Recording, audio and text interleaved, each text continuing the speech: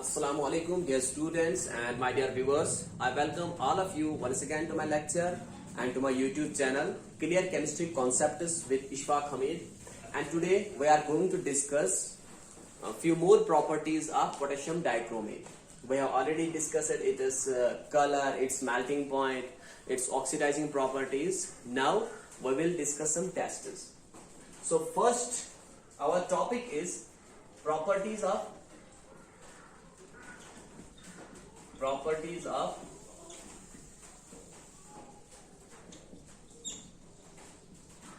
K2Cr2O7 potassium dichromate.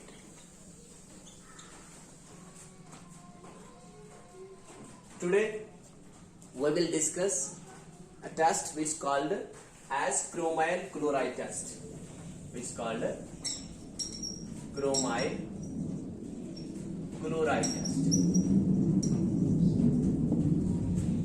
which takes place by the presence of potassium dichromate.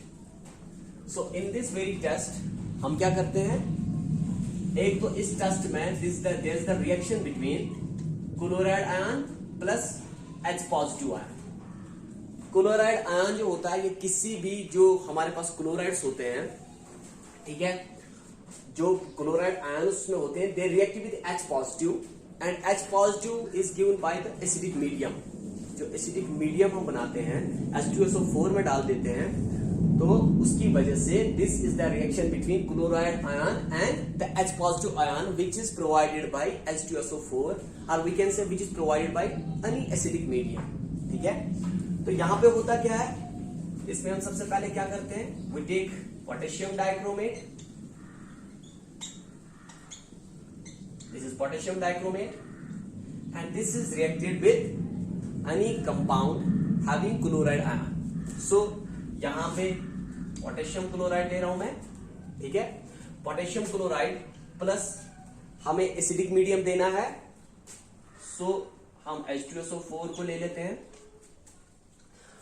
When these three, potassium dichromate, potassium chloride and sulfuric acid, when they react, they give us chromyl chloride, जिसकी formula CrO2Cl2 होती है, plus they also form potassium bisulfate KHSO4 plus, और यहां पे water molecules भी निकलते हैं. ठीक है, तो अब हम इसको बैलेंस कर देते हैं. बैलेंस करने के लिए हमें यह देखना होता है कि number of atoms in the reactant side should be equal to the number of atoms in the product side. This is the law of conservation of mass. ठीक है, तो हमें यहां पे law of conservation of mass को apply कर देना है. तो अप्लाई करने के लिए हमें सारे एटम्स को इन द रिएक्टेंट साइड जो है उनको बराबर बनाना है atoms in the product side. तो ऐसा करने के लिए हमें यहां पे पोटेशियम क्लोराइड जो है this should be multiplied by 4 and जो H2SO4 है इसको 6 से मल्टीप्लाई करना पड़ेगा. जो यहां पे क्रोमाइल क्लोराइड और जो हमारे पास यहां पे पोटेशियम बाइसल्फेट मिलता है इसको 6 से मल्टीप्लाई करना पड़ेगा एंड दिस क्रोमाइल क्लोराइड को 2 से मल्टीप्लाई करना पड़ेगा एंड वाटर मॉलिक्यूल को 3 से मल्टीप्लाई करना पड़ेगा. तो it means that when 1 mole of potassium dichromate reacts with 4 moles of potassium chloride and 6 moles of H2SO4, they produce 2 moles of chromium. They produce 2 moles of chromial chloride and 6 moles of potassium bisulfate and 3 moles of water. ठीक है, तो इसका जो यहां पे नाम है this is chromyl chloride.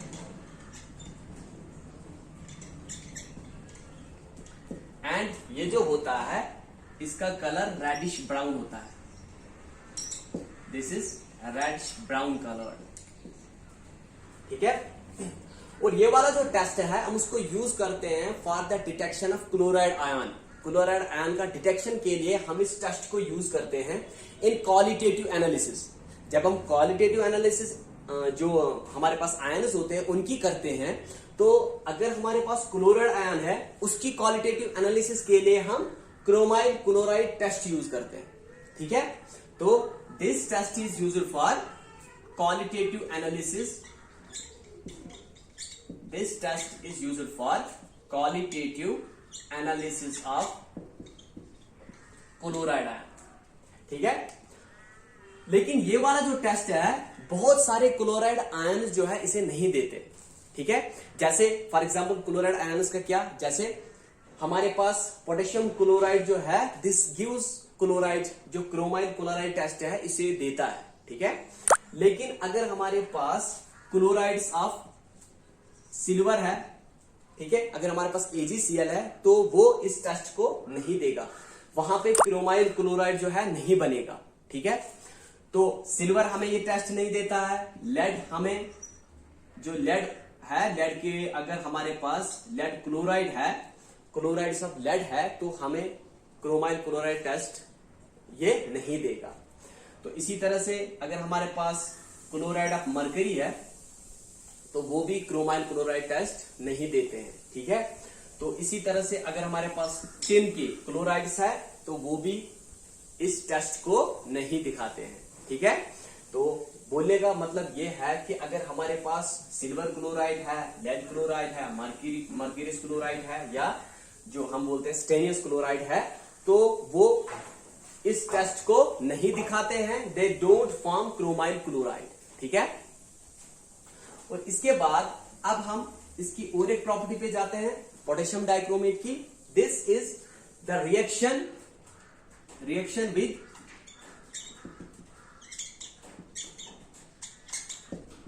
H2O2। H2O2 जो है इसको हाइड्रोजन परऑक्साइड बोलते हैं, हाइड्रोजन परऑक्साइड, बिकॉज इसके स्ट्रक्चर में जो है there is a bond between two oxygen atoms. और कोई भी मॉलिक्यूल अगर है, कोई भी कंपाउंड अगर है जिसमें ऑक्सीजन एटम्स के बीच में बॉन्ड है, that very molecular compound called peroxide, ठीक है। तो जब पोटेशियम डाइक्रोमेट को रिएक्ट करा देते हैं K2Cr2O7 plus when it's reacted with hydrogen peroxide in presence of N acidic medium, ठीक है। यहां पे एक तो हमें CrO2 ट्वाइस मिल जाता है, ठीक है। अभी मैं इसका खाली मॉलिक्यूलर फॉर्मूला बता रहा हूं, इसके बाद मैं इसको नाम दे दूंगा, प्लस और यहां पे हमें पोटेशियम सल्फेट मिल जाता है, ठीक है। और प्लस हमें यहां पे वाटर मॉलिक्यूल्स मिल जाते हैं, ठीक है।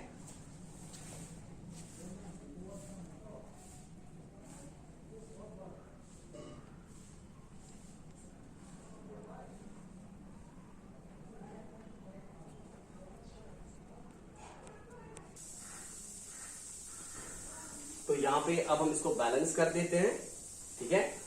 तो बैलेंस करने के लिए हमें हाइड्रोजन परऑक्साइड को 4 से मल्टीप्लाई करना पड़ेगा, एंड यहां पे 2 मोल्स ऑफ दिस बन जाते हैं, ठीक है, एंड 5 मोल्स ऑफ वाटर मिल जाते हैं, ठीक है।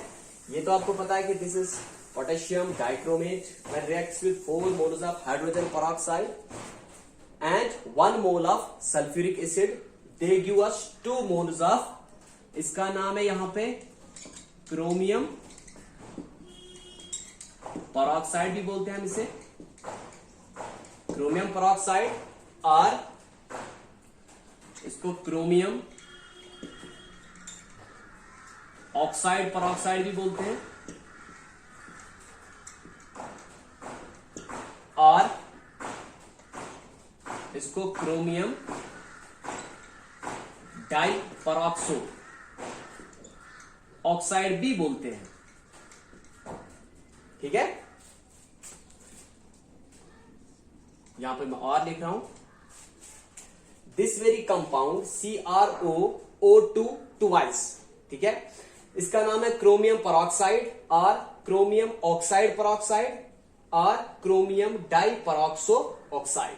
और ये आपको पता है this is potassium sulphate and here it is water. ठीक है, तो अब हम इसका स्ट्रक्चर देख लेते हैं क्रोमियम पेरोक्साइड का। इससे पहले मैं आपको बता दूं, दिस इज, इसका जो कलर होता है, ठीक है, दिस इज ब्लू कलर। इसका जो कलर होता है ये ब्लू होता है। ठीक है, ब्लू कलर होता है ये। तो इसका जो स्ट्रक्चर होता है, this is like this, Cr, यहां पे ऑक्सीजन,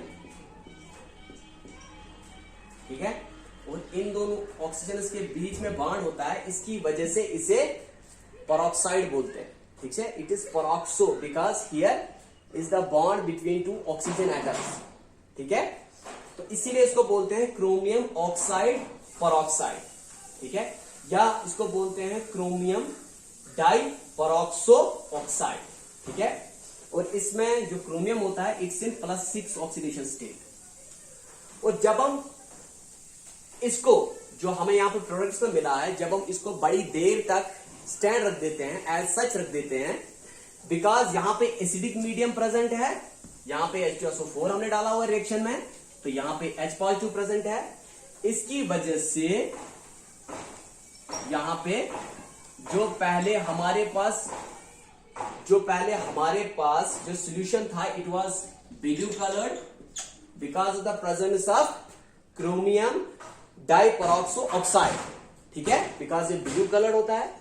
और जब हम इसको बड़ी देर के लिए रख देते हैं, एज सच स्टैंड रख देते हैं, because of the presence of H positive, ये जो क्रोमियम डाइपेरोक्सो ऑक्साइड है, it gets converted into chromium sulphate. ठीक है, और जो क्रोमियम सल्फेट होता है, it is green in colour. तो सॉल्यूशन जो है वो ग्रीन बन जाता है, वो अब ब्लू नहीं रहता, because of the formation of chromium sulphate. ठीक है,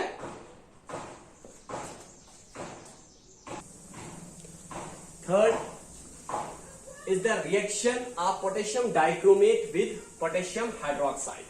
ठीक है, तो यहां पे हम क्या करते हैं, हम पोटेशियम डाइक्रोमेट ले लेते हैं, K2Cr2O7 when it reacts with potassium hydroxide. ठीक है, तो यहां पे जो रिएक्शन होती है, दिस इज रिवर्सिबल रिएक्शन।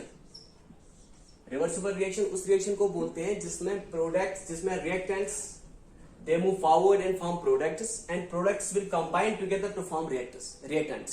ठीक है, इस रिएक्शन को हम रिवर्सिबल रिएक्शन बोलते हैं, जिसमें फॉरवर्ड रिएक्शन भी हो और बैकवर्ड रिएक्शन भी हो। ठीक है, तो यहां पे potassium dichromate plus potassium hydroxide जब रिएक्ट हो जाते हैं, जब कंबाइन हो जाते हैं, दे फॉर्म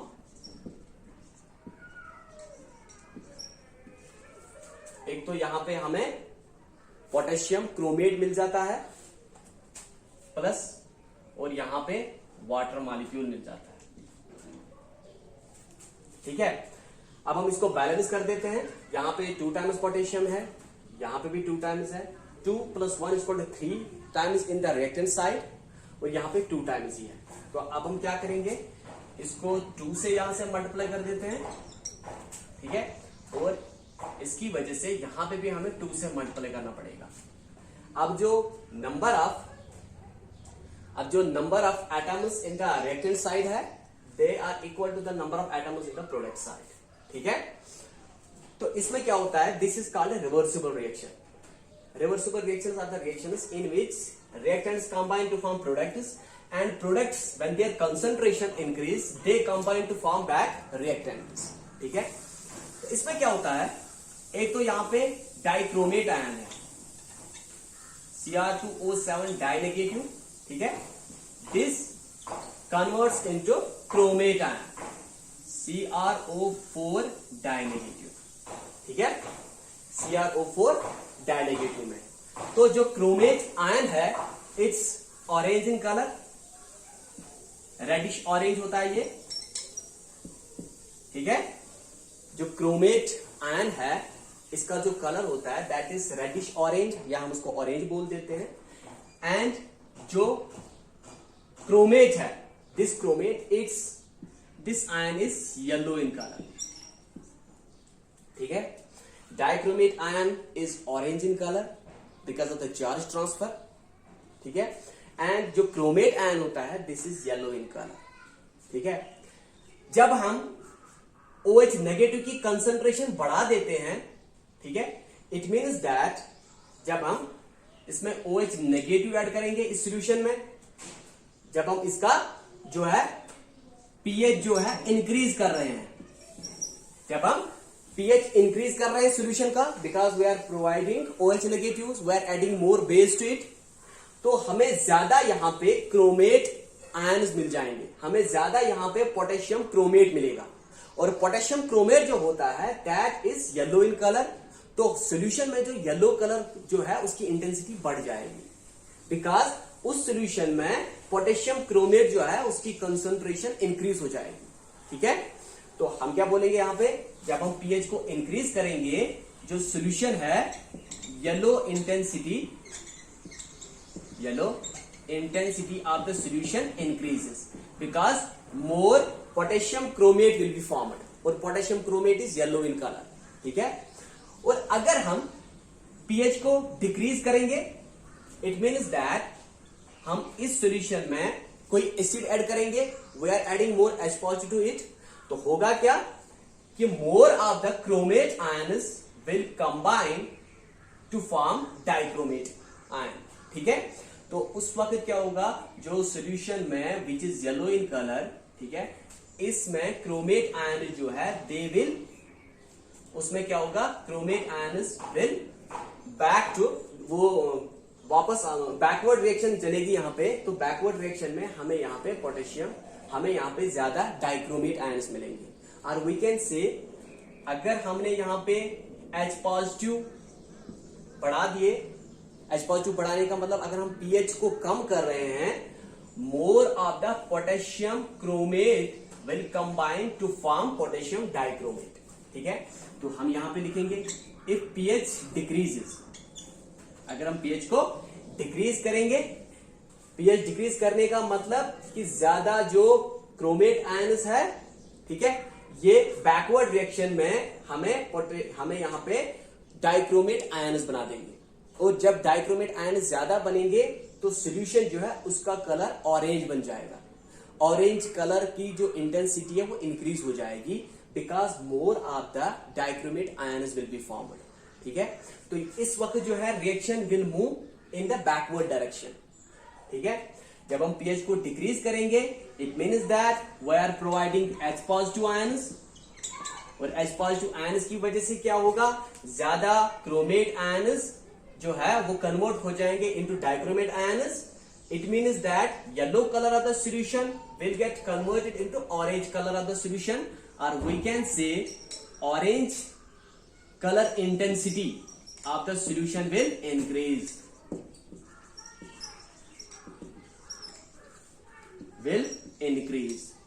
ठीक है, ऑरेंज कलर इंटेंसिटी, अब वो ज्यादा इंटेंस बढ़ जाएगा, orange colour intensity of the solution will increase because more of the dichromate ions will be formed. ठीक है, तो अब यहां पे मैं कुछ पॉइंट्स ऐड कर देता हूं। जो हमारे पास सोडियम डाइक्रोमेट होता है, this is sodium dichromate, and potassium dichromate K2Cr2O7, they are both good oxidizing agents, they are strong oxidizing agents, or we can say they are strong oxidizing agents। ये दोनों बहुत ही strong oxidizing agents होते हैं, they itself get reduced, and दूसरा जो इसके पास compound होता है, मॉलिक्यूल हो, उसको वो ऑक्सीडाइज कर देते हैं। ठीक है, लेकिन जो यहां पे सोडियम का साल्ट होता है, जो सोडियम साल्ट्स होते हैं, दे are more soluble in H2O। ठीक है, ये ज्यादा सॉल्युबल होते हैं वाटर में, इसीलिए हम जो सोडियम डाइक्रोमेट होता है इसको हम ऑक्सीडाइजिंग एजेंट यूज करते हैं in organic chemistry. Organic chemistry में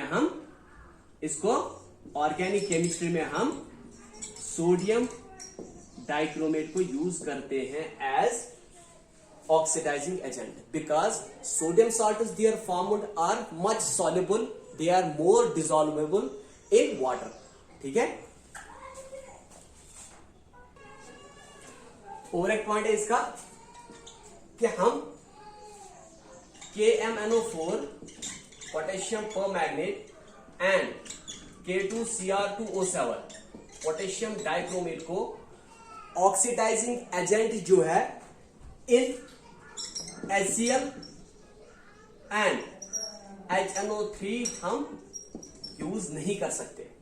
हमने जब भी मैंने एसिडिक मीडियम की बात की, मैंने H2SO4 की बात की, ठीक है, क्योंकि हम जो है ना तो हम एसिडिक मीडियम पोटेशियम परमैंगनेट या पोटेशियम डाइक्रोमेट को हम एसिडिक मीडियम जो है बाय यूजिंग HCl और बाय यूजिंग नाइट्रिक एसिड हम इसको प्रोवाइड नहीं कर सकते। रीजन क्या है? बिकॉज अगर हमने इनमें से कोई भी या तो पोटेशियम परमैंगनेट या पोटेशियम डाइक्रोमेट को अगर हम यूज कर रहे हैं इन HCl और we are providing acidic medium, ठीक है, बाय एडिंग HCl, तो क्या होगा वहां पे HCl जो है it gets oxidised to Cl2, ठीक है। तो हमारा जो काम है, जो हम चाहते हैं ये करें, हमारा जो डिजायर्ड है, जो हम चाहते हैं वो नहीं होता, ठीक है। और दूसरी बात, अगर हम HNO3 को यूज करें as an acidic medium for potassium permanganate और फॉर पोटेशियम डाइक्रोमेट, होगा क्या? HNO3 नाइट्रिक एसिड जो है it is stronger oxidising agent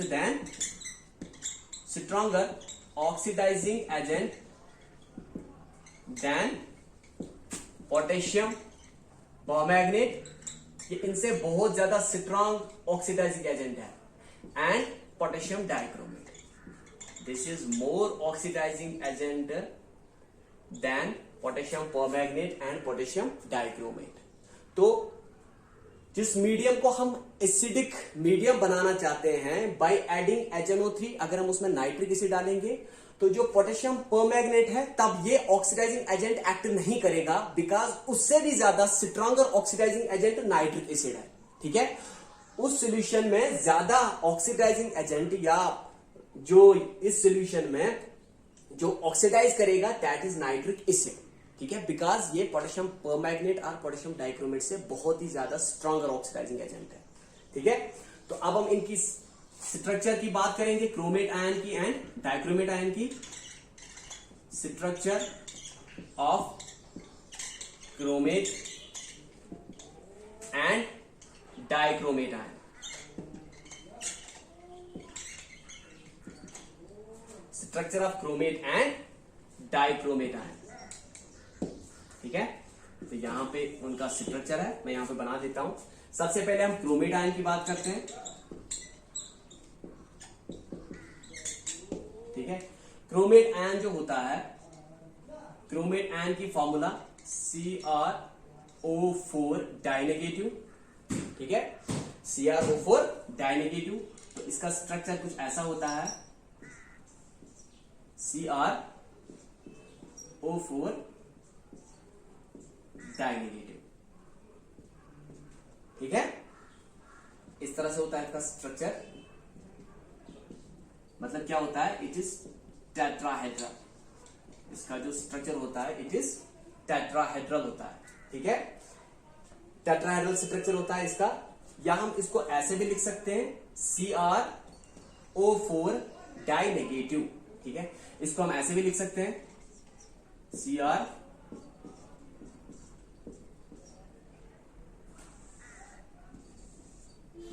इसको हम ऐसे भी दिखा सकते हैं, ठीक है। इसको हम ऐसे भी दिखा सकते हैं CrO4 डाइनेगेटिव, ठीक है।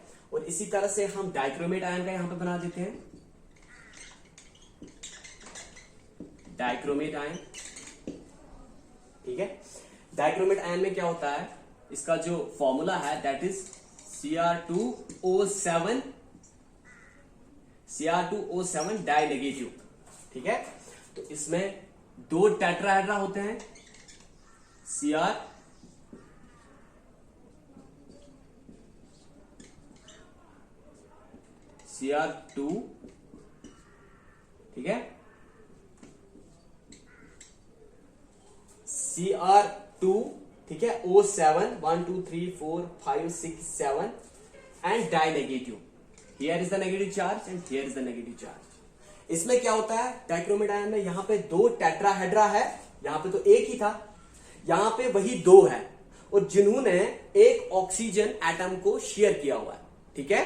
This dichromate ion is formed by sharing of one oxygen atom between two chromate ions, ठीक है। तो इसका स्ट्रक्चर कुछ इस तरह से होता है,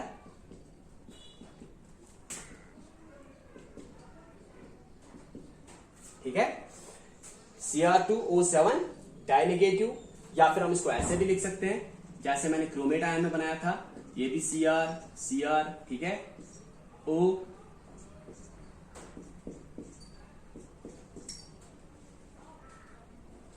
इसको हम ऐसे भी बना सकते हैं,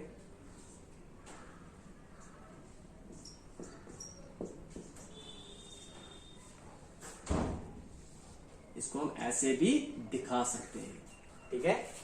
जैसे क्रोमेट आयन में मैंने बनाया था, यहां पे एक ही टेट्राहेड्रा था, और डाइक्रोमेट में 2 टेट्राहेड्रा होते हैं which are formed by the sharing of one oxygen atom at corner of the tetrahedra, ठीक है। और इस स्ट्रक्चर को हम बोलते हैं दिस इज टेट्राहेड्रल स्ट्रक्चर, ठीक है। इसी तरह से मीथेन का भी सेम स्ट्रक्चर होता है जिसमें कार्बन की हाइब्रिडाइजेशन sp3 होती है, और इसका स्ट्रक्चर और मीथेन का स्ट्रक्चर सेम होता है। उस स्ट्रक्चर को हमने बोला था दैट इज टेट्राहेड्रल स्ट्रक्चर। इसी तरह से इस स्ट्रक्चर का भी नाम है टेट्राहेड्रा, और यहां पे 2 टेट्राहेड्रा होते हैं, this is 1 tetrahedra and this is another tetrahedra. They are joined together by sharing of one oxygen atom, ठीक है। और ये जो है structure is this is the structure of potassium, this is the structure of dichromate ion.